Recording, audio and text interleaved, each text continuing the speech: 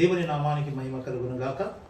మీరందరూ క్షేమంగా సురక్షితంగా ఆరోగ్యంగా ఉన్నారని నమ్ముచు దేవాది దేవునికి కృతజ్ఞతాస్తుతులు చెల్లిస్తున్నాను. ఈరోజు మనము గృహకుడి కొరకై కుడి ఉన్నాము. ఆన్లైన్ ద్వారా ఏకీభవిస్తున్న వారు బైబిల్ పాఠ పుస్తకం తీసుకొని కూర్చోవాలని నేను కోరుచున్నాను. దేవుడు మన మధ్యలో ఉన్నాడని మనం గమనంలో ఉంచుకొని భక్తి వైరాగంతో కూర్చోడానికి మనం ఇష్టపడదాం. ప్రార్థించుకుందాం. ప్రేమ కృపా సత్య సంపూర్ణ మహిమగల దేవా, ఈ రాత్రికాల సమయంలో నీవే నాతో మాట్లాడమని ప్రార్థిస్తున్నాను. నమ్మకమైన దేవా, మా దినచర్య పూర్తి చేసుకుని నీ సంధిలో కనబడడానికి మాకు ఇచ్చిన కృపను బట్టి వందనాలు చెల్లిస్తున్నాను. సర్వశక్తి గల సర్వోన్నతుడా, నీ ప్రాణాన్ని బలిగా అర్పించి మమ్మల్ని నీ బిడ్డలుగా నీ సొత్తుగా చేసుకున్నావు. నీలో మేము ఆనందించాలని నీ ఉద్దేశాన్ని బట్టి వందనాలు. నీతో మేము సాహసం కలిగి ఉండాలని నీ ఉద్దేశాన్ని బట్టి వందనాలు. నీ వాక్యం ద్వారా మేము దుఃఖ స్నానం చేసుకోవాలని నీ ఉద్దేశాన్ని బట్టి కూడా నీకు వేలాది స్తుతులు స్తోత్రములు చెల్లిస్తున్నాను. నీ వాక్యము మా కాలకు దీపము, మా మా అడుగులకు మా త్రోవలకు వెలుగుగా ఉన్నది. అందుబట్టి వందనాలు చెల్లిస్తున్నాను. సర్వశక్తి గల సర్వోన్నతుడా, నీవే మమ్మల్ని నీలో బలపరచుకోమని, నీ కృపలో మమ్మల్ని నీవే భద్రపరచుకోమని యేసయ్య నీ సన్నిధిలో మొదలుపెడుతున్నాను.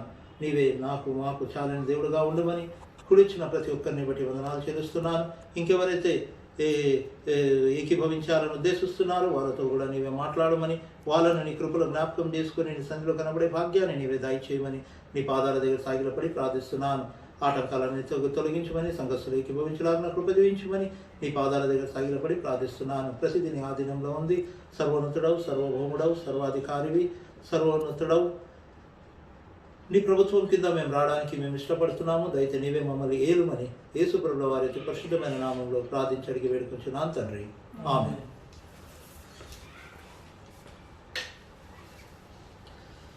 501వ పాట పాడుకుందాం. 501 పాట.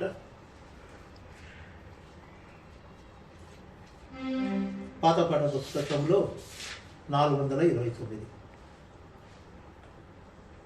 సమాధాన గృహంబులోను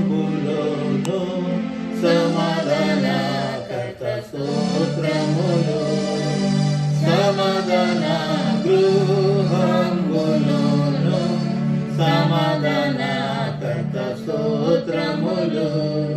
క్రీస్తు యేసు మనకిలలో నిత్య సమాధానము, క్రీస్తు యేసు మనకిలలో నిత్య సమాధానము. మధ్యపు గోడను కూలద్రోసేను, మధ్యపు గోడను కూలద్రోసేను. నిత్య శాంతి మనకొసగే, నిత్య శాంతి మనకొసగే. సమాధాన గృహంబులోను సమాధాన కర్త స్తోత్రములు. నది వలె సమాధానం వడిగా ప్రవహించుచున్నది, నది వలె సమాధానం వడిగా ప్రవహించుచున్నది.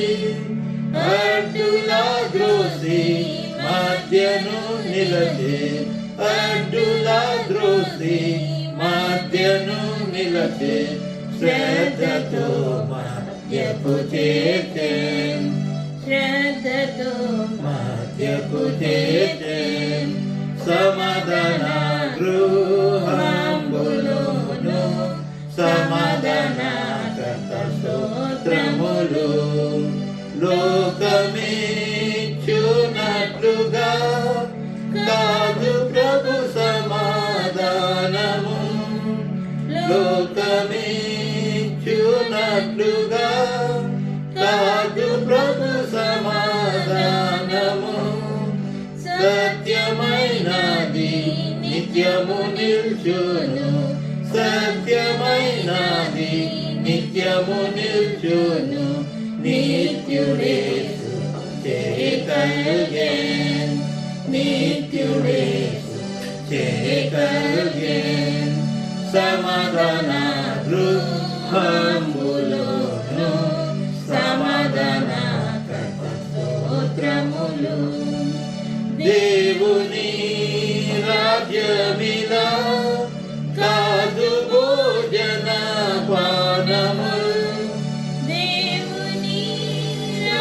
నిత్యమిలా కాదు భోజన పానము నీతియు సమాధానము నీలా నీతియు సమాధానము నీలా పరిశుద్ధాత్మ ఆనందం పరిశుద్ధాత్మ ఆనందం సమాధాన గృహంబులోను సమాధాన కర్త స్తోత్రములు పర్వతములు తొలగినను తత్తరిల్లిన కొండలు పర్వతములు తొలగినను తత్తరిల్లిన కొండలు నాదు కృప నిన్ను విడువదా నేను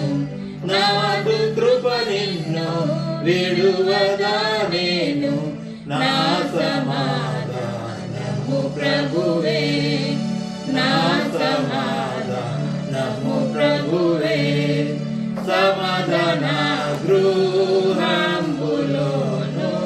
సమాధాన కర్త స్తోత్రములు ఆశ్చర్యకరుడు యేసే ఆలోచన కర్తయు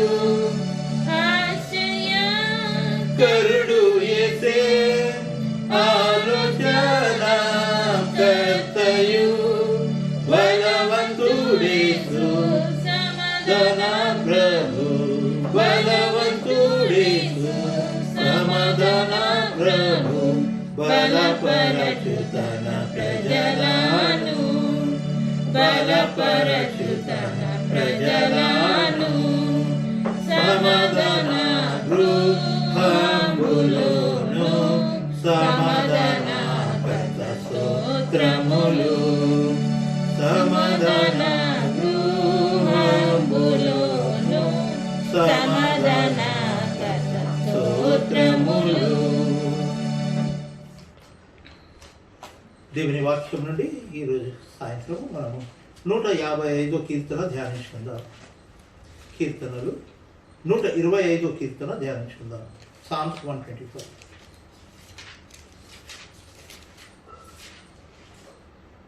సామ్స్ 125. యెహోవా యందు నమ్మిక ఉంచువారు కదలక నిత్యము నిలుచు సీయోను కొండవలే నుందురు. యెరూషలేము చుట్టూ పర్వతములున్నట్లు యెహోవా ఇది మొదలుకొని నిత్యము తన ప్రజల చుట్టూ ఉండును. నీతిమంతులు పాపం చేయుటకు తమ చేతులు చాపకుండునట్లు భక్తిహీనులు రాజదండము నీతిమంతుల స్వాస్థ్యం మీద నుండదు. యెహోవా మంచి వారికి మేలు చేయును, యథార్థ హృదయులకు మేలు చేయును. తన వంకర త్రోవలకు తొలగిపోవు వారిని పాపం చేయి వారితో కూడా యెహోవా కొనిపోవును. ఇశ్రాయేలుల మీద సమాధానముండును గాక. ప్రార్థించుకుందాం.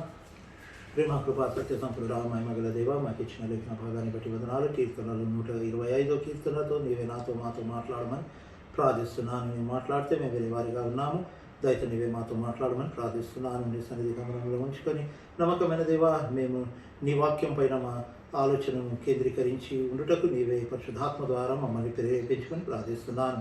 నీ చిత్తానుసారంగా నన్ను నీ పరిశుద్ధాత్మతో ప్రేరేపించి నీ తలంపుతో నింపి నీ నోటి బురగా వాడుకొని నీవే మహిమ పొందుమని యేసు ప్రభుల వారి పరిశుద్ధమైన నామంలో ప్రార్థించి అడిగి వేడుకుంటున్నాను తండ్రి, ఆమేన్. చదివిన లేఖన భాగం మనం చూసుకుంటే కీర్తనలు 125 కీర్తన. ఇది కీర్తనకారుడు దేవుడు తన ప్రజలకు బలమై ఉన్నాడు అనే మాటను గుర్తుకు తీసుకొచ్చుకుంటూ ఈ కీర్తన రాశాడు. The lord the strength of his people అని. మొదటి వచనం మనం చూసుకుంటే దేవుని యందు నమ్మిక ఉంచుట. ఎవరైతే దేవుని యందు నమ్మిక ఉంచుతారో వాళ్ళు నిత్యము కదలబడకుండా సియోను పర్వతం వరే ఉంటారనేది మొదటి వచనం ద్వారా మనకు తెలియపరచబడినది. అంటే ఈ కీర్తనకారుడు ఆయన అనుభవంతో రాసిన కీర్తన. మనం చూసుకుంటే ఆయన దేవుని పట్ల ఎటువంటి నమ్మిక కలిగి ఉన్నాడు మనం చూసుకుందాం. మొదటి సమూయేలు రాసిన గ్రంథము 30వ అధ్యాయం మనకు చూసుకుంటే మొదటి సమూయేలు గ్రంథము 30వ అధ్యాయం మనం చూసుకుంటే ఇక్కడ దావీదు జీవితంలో ఒక సంఘటన జరిగినది. ఆ సంఘటనలో మనం వెళ్ళక ముందు మనం కొద్దిగా చూసుకుంటే 27వ వచనంలో దావీదు ఫిలిస్తీనులతో కలిసిన సంగతి అక్కడ రాయబడి ఉన్నది. ఆయన ఆకీష్ మహారాజుతో కలిసిన సంగతి, సౌలు ద్వారా తరమబడుతున్న పరిస్థితిలో ఆయన అక్కడ వెళ్ళి నివసించడానికి ఇష్టపడ్డాడు. ఇష్టపడిన కారణంగా ఆకీష్ మహారాజు జిక్లాగ్ ప్రాంతం వాళ్ళకు ఇచ్చాడు. జిక్లాగ్ ప్రాంతంలో దావీదు ఇంకా ఆయన కుటుంబము ఇంకా ఆయనతో ఉన్నవారు అక్కడ జీవిస్తూ వచ్చారు. దావీదు అక్కడ ఉన్న కాలం అంతా ఆయన ఫిలిస్తీన్లు ఎవరైతే అక్కడ బార్డర్స్ దగ్గర ఉన్నాయి విలేజెస్, అక్కడ వెళ్ళి ఆయన ఫిలిస్తీన్ల పైననే దండెత్తి అక్కడ ఉన్న ప్రజలను చంపివేసి అక్కడ ఉన్న వస్తువులను ఆయన తీసుకొచ్చుకునేవాడు. ఆయన అది వచ్చి ఆకీష్ మహారాజుకు తెలియపరుస్తూ వస్తుండే. ఆకీష్ మహారాజు ఏంటంటే ఈయన తన ప్రజల పైన దండెత్తి వచ్చాడు కాబట్టి ఈయన ప్రజలు ఈయనను అసహించుకుంటారు అనే ఉద్దేశంతో ఆయన దావీదుకి ఆయన ఇంకను ఎంకరేజ్ చేస్తూ వస్తూ ఆయన మనం చూసుకుంటే 28వ అధ్యాయం 2వ వచనము, దావీదు నీ దాసునైన నేను చేయబోవు కార్యము ఏదో అది నీవు ఇప్పుడు తెలుసుకొందువనెను. అందుకు ఆకీషు అలాగైతే నిన్ను ఎప్పటికీ నాకు సంరక్షకుడుగా నిర్ణయింతును అనెను. అంటే ఆయన సంరక్షకుడుగా ఆయనను నియమించుకున్నాడట. ఎందుకు? దావీదు ప్రజలు అంటే ఇశ్రాయేలీయులు వాళ్ళు ఆయనను ద్వేషిస్తారనే ఆ ఆలోచన కలిగి ఆకీష్ మహారాజు ఆయనను చీఫ్ గార్డియన్గా ఉంచుకున్నట్లు ఇక్కడ రాయబడి ఉన్నది. దాని తర్వాత ఇశ్రాయేలు పైన ఫిలిస్తీన్లు దండెత్తడానికి లేకపోతే యుద్ధానికి వాళ్ళు వెళ్ళినప్పుడు ఆకీష్ మహారాజు ఈరోజు నీకు ఒక అవకాశం దొరుకుతున్నది, నీ ప్రజల మీద నీవు యుద్ధం చేయడానికి నాతో రమ్మని ఆయన తీసుకువెళ్తారు. అక్కడ ఉన్న ఫిలిస్తీన్ల రాజకుమారులు దావీదుని చూసి వాళ్ళు అభ్యంతరం పరుస్తారు. వాళ్ళు అంటారు, ఈ యూదుడు మన వెంబడి ఎందుకు అని. వాళ్ళ ఒత్తిడి వలన ఆయన అక్కడి నుంచి దావీదుని పంపించడం జరుగుతుంది. అక్కడ మనం చూసుకుంటే 30వ అధ్యాయంలో ఎప్పుడైతే దావీదు వాళ్ళ దగ్గర నుంచి మళ్ళీ తిరిగి వచ్చాడు జిక్లాగ్ అనే ప్రాంతానికి, అక్కడ వచ్చినప్పుడు అమెలీకీయులు అక్కడ దండెత్తి అక్కడ ఉన్న ఆ జిక్లాగ్ పట్టణాన్ని వాళ్ళు కాల్చివేసి అక్కడ ఉన్న వారిని వాళ్ళు తీసుకువెళ్ళిపోతారు. ఇది చూసిన పరిస్థితి మనం చూసుకుంటే అక్కడ దావీదు వెంబడి వెళ్ళిన ప్రజలు ఎవరైతే అక్కడ వచ్చారో వాళ్ళందరూ వెలుగెత్తి ఏడ్చినట్లు మనకు 4వ వచనంలో రాయబడినది. మొదటి సమూయేలు 30వ అధ్యాయం 4వ వచనం. ఇక ఏడ్చుటకు శక్తి లేకపోవునంత బిగ్గరగా ఏడ్చిరి. అంటే ఇక్కడ మనం చూసుకుంటే శక్తి లేనంత బిగ్గరగా ఏడ్చారంట వాళ్ళు. ఎందుకు? జిక్లాగ్ పట్టణము నాశనం అయిపోయింది. వాళ్ళకున్న వారు అక్కడ ఉన్న లైఫ్ స్టాక్స్ అన్నీ వాళ్ళు అమెలీకీయులు తీసుకొని వెళ్ళిపోయిన పరిస్థితి. నా అనటోళ్ళు ఎవరు లేని పరిస్థితిలో వాళ్ళు ఎలుగెత్తి ఏడ్చినట్లు ఇక్కడ రాయబడినది. ఎలుగెత్తి ఏడవడమే కాదు, మనం 6వ వచనంలో మనం చూసుకుంటే దావీదు మిక్కిలి దుఃఖపడెను మరియు తమ కుమారులను బట్టి కుమార్తెలను బట్టి జనులందరికీ ప్రాణమును విసికినందున రాళ్ళు రువి దావీదును చంపుదము. ఇక్కడ చూసుకుంటే మనం వాళ్ళు అక్కడ ఉన్న వారు దావీదుతో యుద్ధానికి వెళ్ళిన వాళ్ళు దావీదు నాయకత్వాన్ని అక్కడ తునీకరిస్తున్నట్లు అక్కడ రాయబడి ఉన్నది. రాళ్లతో కొట్టి చంపాలని ఉద్దేశిస్తున్న మాటలు అక్కడ రాయబడి ఉన్నది. ఎంతగానో వాళ్ళు దుఃఖింపబడ్డారని రాయబడి ఉన్నది. కానీ అక్కడ మనం కింద చూసుకుంటే దావీదు తనను తాను దేవునిలో బలపరుచుకున్నాడంట. చదవండి. దావీదు తన దేవుడైన యెహోవాను బట్టి ధైర్యము తెచ్చుకొనెను. ఆయన ధైర్యము ఆయన దేవునిలో నమ్మిక ఉంచి ఆయన తెచ్చుకున్నట్లు ఇక్కడ మనకు రాయబడి ఉన్నది. ఆయన ఎప్పుడైతే అభ్యాతర్ని పిలిచి ఆయన ఇపోదు తీసుకురామని ఆజ్ఞించి ఆ ఇపోదు దగ్గర ఆయన దేవుని చిత్తము తెలుసుకోవడానికి ఆయన ప్రయత్నిస్తాడు. అప్పుడు దేవుడు కూడా నువ్వు వెళ్ళు, ఎవరైతే అమలేకీయులు వచ్చి దాడికి వెళ్ళారో నువ్వు వాళ్ళపైన జయం పొందుతావంట. అది మనం చూసుకుంటే మనము 18వ వచనంలో మనం చూసుకుంటే 30వ అధ్యాయం 18వ వచనం. ఈలాగున దావీదు అమాలేకీయులు దోచుకొని పోయిన దాన్నంతటినీ తిరిగి తెచ్చుకొనెను, మరియు అతడు తన 2 భార్యలను రక్షించెను. అంటే ఇక్కడ చూసుకుంటే ఆయన వెళ్ళి వాళ్ళతో యుద్ధం చేసి మళ్ళీ ఆయన ప్రతిదీ తెచ్చుకున్నట్లు మనకి ఇక్కడ రాయబడి ఉన్నది.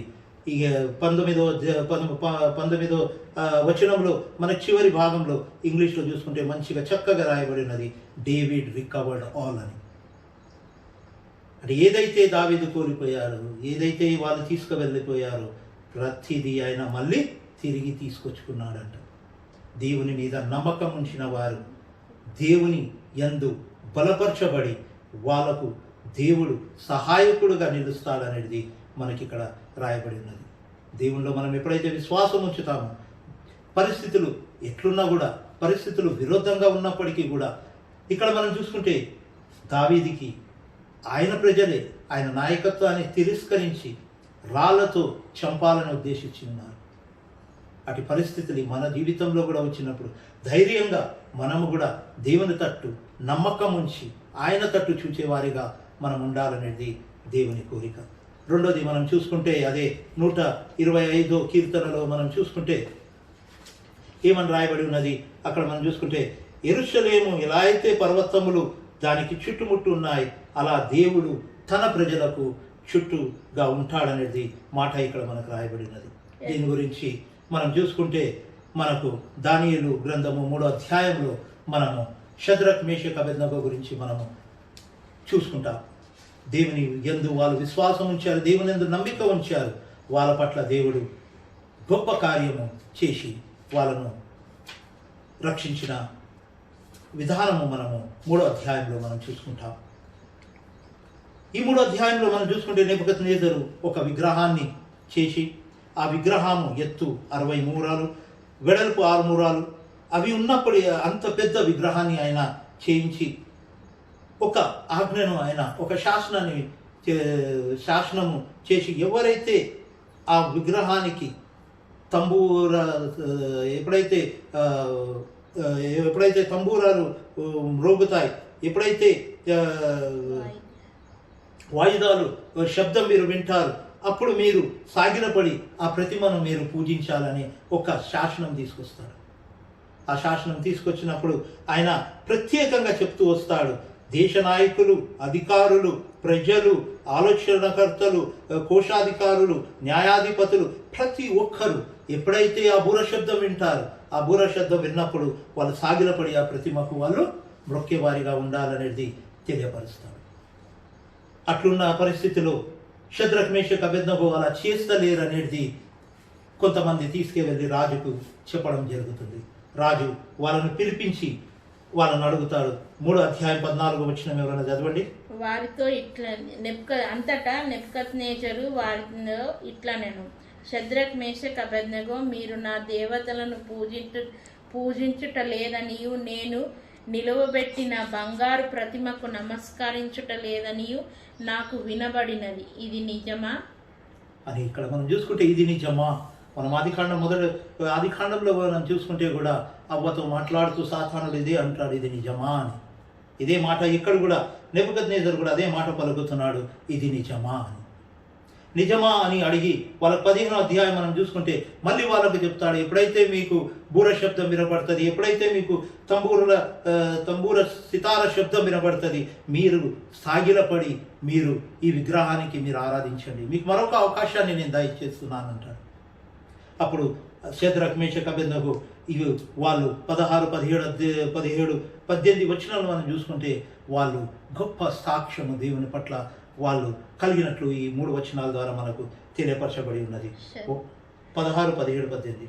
షద్రక్ మేషక్ అబేద్నెగో రాజుతో ఇలాగ చెప్పిరి, నెబుకద్నెజరు ఇందును గూర్చి నీకు ప్రత్యుత్తరం నీయవలెననియు చింత మాకు లేదు. మేము సేవించుచున్న దేవుడు మండుచున్న వేడిగల ఈ అగ్నిగుండంలో నుండి మమ్మను తప్పించే రక్షించుటకు సమర్థుడు. మరియు నీ వశంన పడకుండా ఆయన మమ్మును రక్షించును. ఒకవేళ ఆయన రక్షింపకపోయినను రాజా, నీ దేవతలను మేము పూజించమనియు నీవు నిలవబెట్టిన బంగారు ప్రతిమను నమస్కరించమనియు తెలుసుకొనుము. అంటే ఇక్కడ మనం చూసుకుంటే ఎప్పుడైతే నెబుకద్నెజరు శాసనం చేశాడో ఆ శాసనంతో పాటు శిక్షను కూడా ఆయన ఖరారు చేశాడు. అగ్ని, మండుతున్న అగ్ని గుండంలో వాళ్ళను పడవేస్తారని. ఎవరైతే ఆ విగ్రహానికి ఎవరైతే మొక్కరు వాళ్ళు అగ్నిగుండంలో పడవేయబడతారని. అని ఇక్కడ మనం చూసుకుంటే షద్రక్ మేషక్ అబేద్నెగో వాళ్ళు రాజుకు ఇది నిజమా అని ప్రశ్నించినప్పుడు వాళ్ళు సమాధానం ఇస్తూ ఏమంటున్నారంటే, మా దేవుడు మేము ఎవరినైతే మేము సేవిస్తున్నామో ఈ మండుచున్న ఈ అగ్ని నుండి మమ్మల్ని కాపాడుతాడని, కాపాడకపోయినా కూడా మేము నీ విగ్రహానికి మొక్కమంటు. మనకు కొద్దిగా మన పరిచర్యలో అభ్యంతరం కలిగితే చాలు మనము భయపడిపోతాం. కానీ ఇక్కడ మనం చూసుకుంటున్నాము వాళ్ళకు దేవుని పట్ల ఉన్న నమ్మిక మనం చూసుకుంటే వాళ్ళు ఏమంటున్నారు, మా దేవుడు మమ్మల్ని విడిపింపకపోయినా కూడా మేము నీ ప్రతిమను మేము పూజించము అంటున్నారు. మళ్ళీ అదే మనం కిందగా చూసుకున్న తర్వాత వాళ్ళు ఇంకా 22వ వచనంలో మనం చూసుకుంటే రాజ ఆజ్ఞ ప్రకారంగా ఆ మండుతున్న అగ్నిని ఇంకా ఎక్కువగా వాళ్ళు వేడి చేసి షద్రక్ మేషక్ అబేద్నెగోను దాంట్లో పడవేస్తారు. రాజాజ్ఞను తీవ్రమైనందున గుండము మిక్కిలి వేడిగలదైనందున నైనను షద్రకు మేషకు అబేద్నెగోలు విసిరివేసిన ఆ మనుష్యులు అగ్ని జ్వాలల చేత కాల్చబడి చనిపోయిరి. ఇక్కడ మనం చూసుకుంటే దేవుని ఏమంటున్నాడు, దేవుడు ఆయనలో నమ్మకం ఉంచిన ప్రజలకు నేను చుట్టుగా ఉంటానంటున్నాడు. అదే మాట ఇక్కడ మనకు తెలియపరుస్తున్నది. ఏమంటున్నాడు, ఎవరైతే ఆ ముగ్గురు మనుషులను వేశారో వాళ్ళు అగ్ని వేడికి వాళ్ళు కాల్చబడిన పరిస్థితి. ఎప్పుడైతే వీళ్ళు ముగ్గురిని నెబుకద్నెజరు ఆ అగ్నిగుండంలో చూశాడు, అక్కడ ఆయనకు 4 కనబడినట్లు కనిపించారు. నాలుగో వ్యక్తి దేవుని కుమారుడుగా కనిపించాడట. దేవుని సన్నిధి మనకు ఎల్లప్పుడూ తోడుగా ఉంటుంది అనేది మనకు ఈ సంఘటన ద్వారా మనకు తెలియపరచబడి ఉన్నది. ముగ్గురిని వేశారు, 4 కనిపిస్తున్నారు, ఒకడు దేవుని కుమారుడుగా ఉన్నాడనేది. వాళ్ళకు బయట తీసుకొచ్చినప్పుడు వాళ్ళకు ఏది కూడా అంటే వాళ్ళకు ఆ బూడిది వాసన కూడా రాలేదనేది మనకు కింద చదువుకుంటే మనకు రాయబడినది. దేవుని కాపుదల మనకు అంత గొప్పగా ఉంటుందనేది కీర్తనకారుడు అనుభవించాడు, షద్రక్ మేషక్ అబేద్నెగో అనుభవించాడు. మన నిజ జీవితంలో కూడా మనం కూడా అనుభవించిన వారిగానే ఉన్నాము. కాబట్టి మనము ఆయనలో నమ్మిక ఇంకను ఉంచుతూ ముందుకు వెళ్ళాలనేది దేవుని కోరిక. ఈ సాయంకాల సమయంలో దేవుడు ఎవరైతే ఆయనలో నమ్మిక ఉంచలేదో వాళ్ళను దేవుడు తన దగ్గరికి పిలుస్తున్నాడు. నాలో మీరు నమ్మిక ఉంచండి, మీరు స్థిరపడి ఉంటారు సీయోను పర్వతం వలన. ఎలా అయితే యెరూషలేము చుట్టూ పర్వతాలు ఉన్నాయి, అట్లా నా సన్నిధి మీకు చుట్టూ ఉంచుతానని దేవాది దేవుడు తెలియపరుస్తున్నాను. మూడోది మనం చూసుకుంటే 125 కీర్తనలో మనం చూసుకుంటే మనం చూసుకుంటే నీతిమంతులు పాపం చేయుటకు తమ చేతులు చాపకుండునట్లు భక్తిహీనులు రాజదండము నీతిమంతుల స్వాస్థ్యం మీద నుండదు. అంటే ఇక్కడ మనం చూసుకుంటే భక్తిహీనుల శాసనము నీతిమంతుల స్వాస్థ్యం పైన ఉన్నది అనేది మాట ఇక్కడ మనకు రాయబడి ఉన్నది. అంటే దీని గురించి మనం చూసుకుంటే ఆదికాండము 26వ వచనం మనం చూసుకుంటే ఇసాకు గురించి ఇక్కడ రాయబడి ఉన్నది. ఇసాకు జీవితం మనకి ఇక్కడ తెలియపరచబడి ఉన్నది. ఎప్పుడైతే అక్కడ ఆయన ఉన్న చోట ఎప్పుడైతే కరువు వచ్చింది, ఆయన ఫిలిస్తీయుల దేశంలో గెరారులో ఆయన నివసించడానికి వెళ్ళినట్లు రాయబడి ఉన్నది. దేవాది దేవుడు వాళ్ళను ఐగుప్తు దేశానికి వెళ్ళొద్దుమని మాట 2వ వచనంలో మనం చదువుకుంటాం. అక్కడ చూసుకుంటే ఎప్పుడైతే ఆయన వెళ్ళి అక్కడ గెరారులో నివసించాడు, అబీమెలెకు రాజుగా ఉన్నాడు. ఆ సమయంలో అబీమెలెకు రాజుగా ఉన్న సమయంలో ఆయన వెళ్ళి అక్కడ ఉన్నాడు. అక్కడ ఉన్నప్పుడు మనం చూసుకుంటే 12వ వచనంలో మనం చూసుకుంటే గెరారులో ఇసాకు ఆయన ఎంతగానో దేవుని ద్వారా ఆశీర్వాదింపబడిన మాట అక్కడ రాయబడి ఉన్నది. 12-13 వచనము. ఇస్సాకు ఆ దేశం నందున్న వాడై విత్తనము వేసి ఆ సంవత్సరము 100 ఫలమును పొందెను. యెహోవా అతన్ని ఆశీర్వదించను గనుక ఆ మనుష్యుడు గొప్పవాడాయను. అతడు మిక్కిలి వాడగు వరకు క్రమక్రమంగా అభివృద్ధి పొందుచూ వచ్చెను. అంటే ఇక్కడ మనం చూసుకుంటే ఇసాక్ గురించి మనకు కూడా ఒక పాఠం ఉన్నది. ఇక్కడ ఏమని రాయబడి ఉన్నది? ఆయన విత్తి అక్కడ ఆయన పంట కోసినట్లు రాయబడి ఉన్నది. మనం కింద వచనంలో మనం చూసుకుంటే క్రమముగా ఆయనను దేవుడు దీవిస్తూ వచ్చాడు. ఒకటేసారి మనము ధనవంతులముగా, ఒకటేసారి మనం ఐశ్వర్యవంతులుగా కావాలంటే అది కాదు. దేవుడు కూడా క్రమము చెప్పుననే మనలను ఆశీర్వాదించే వాడిగా ఉన్నాడు. మనం ఇక్కడ మళ్ళీ కింద భాగంలో మనం చూసుకుంటే అక్కడ ఉన్న పరిస్థితులను చూసుకుంటే అబీమెలెకు ఇసాకు అక్కడ నుంచి వెళ్ళిపోమని 16వ వచనంలో రాయబడి ఉన్నది. ఆయన వెళ్ళి అక్కడ గెరారనే లోయలో ఆయన మళ్ళీ అక్కడ డేరా వేసి నివసిస్తాడు. అక్కడ అబ్రహాము తన తండ్రి అయిన అబ్రహాము ద్వారా బావిలు తవ్వబడిన బావిలను ఆయన మళ్ళీ తిరిగి ఆ బావిలను తవ్వడానికి ఇష్టపడ్డాడు. ఎందుకంటే ఫిలిస్తీయులు అబ్రహాము చనిపోయిన తర్వాత ఆ బావిలను వాళ్ళు మూసివేశారు.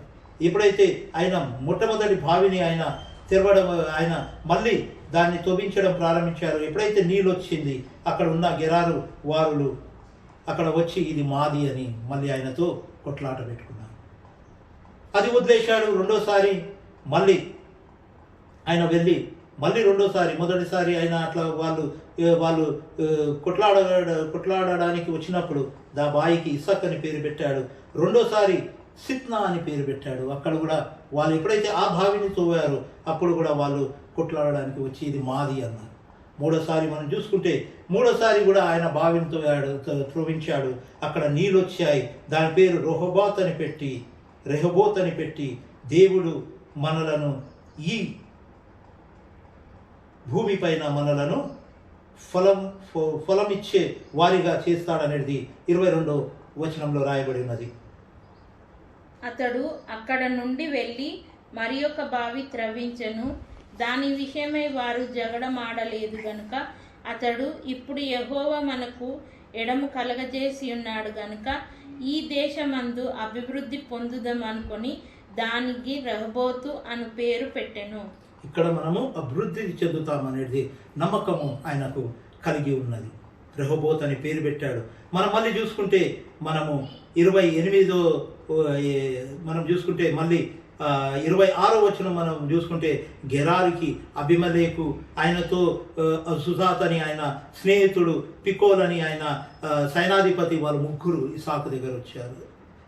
ఇసాకు దగ్గర వచ్చి వాళ్ళు సంధి చేసుకోవడానికి ఇష్టపడ్డారు. ఎందుకని మాట అక్కడ మనం చూసుకుంటే 28వ వచనంలో రాయబడి ఉన్నది. 28వ వచనము,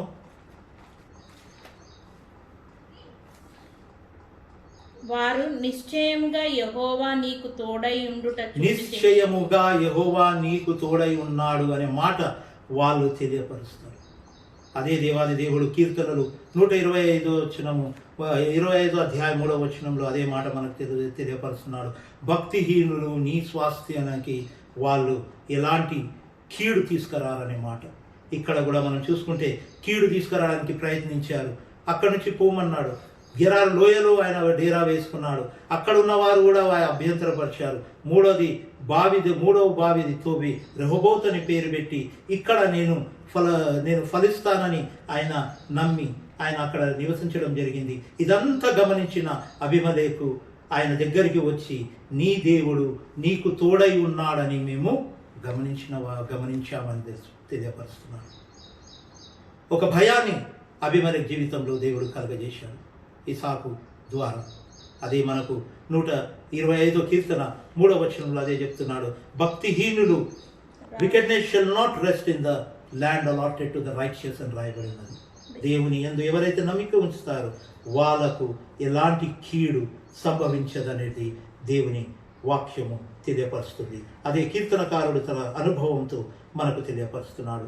నాలుగోది మనం చూసుకుంటే 4వ వచనంలో ఏమంటున్నారంటే do good O Lord to those who are good and to those who are upright in their hearts. అంటే ఒక ప్రార్థన గురించి మనకి ఇక్కడ రాయబడి ఉన్నది. అదే ప్రార్థన గురించి మనం చూసుకుంటే యాకోబు గ్రంథము 5వ అధ్యాయము 17వ వచనంలో మనకు ఎలైజా గురించి రాయబడింది, ఏలియా గురించి రాయబడినది.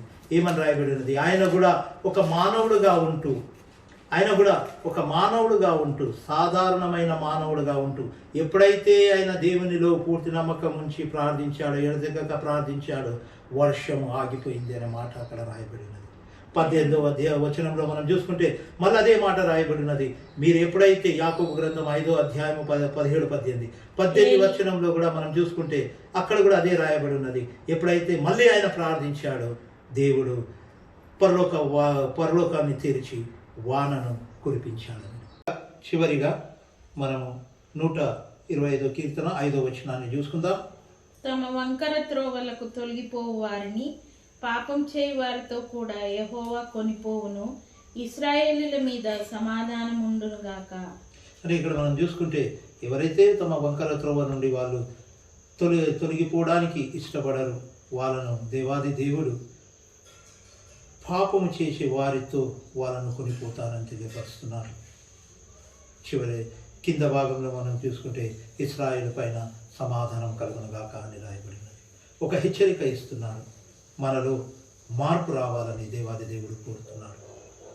ఆ మార్పు ఎలాంటి మార్పు అంటే ఆయనలో పూర్తి విశ్వాసం ఉంచి, ఆయనలో పూర్తి నమ్మకం ఉంచి మనము మన జీవిత యాత్రలో ముందుకు సాగాలనేది దేవుడు కోరుతున్నాడు. ఎప్పుడైతే మనం ఆయనలో పూర్తి విశ్వాసం కలిగి ఉంటాము, పూర్తి నమ్మకం ఉంచుతాము, మనము స్థిరపడి ఉంటాము అనేది మొదటి వచనం ద్వారా తెలియపరచబడ్డాము. 2వ వచనం ద్వారా మనము యెరూషలేము చుట్టూ ఎలా అయితే పర్వతాలు ఉన్నాయి అలా మన చుట్టూ ఆయన కాపుదల ఉంటుందనేది మనకు తెలియపరిచాడు. 3వది మనం చూసుకుంటే మన స్వాస్థ్యాన్ని ఆయన అభివృద్ధి చేసేవాడిగా ఉన్నాడు, లేకపోతే ఫలింపజేసేవాడిగా ఉన్నాడు. మనలను అంచెలంచెలుగా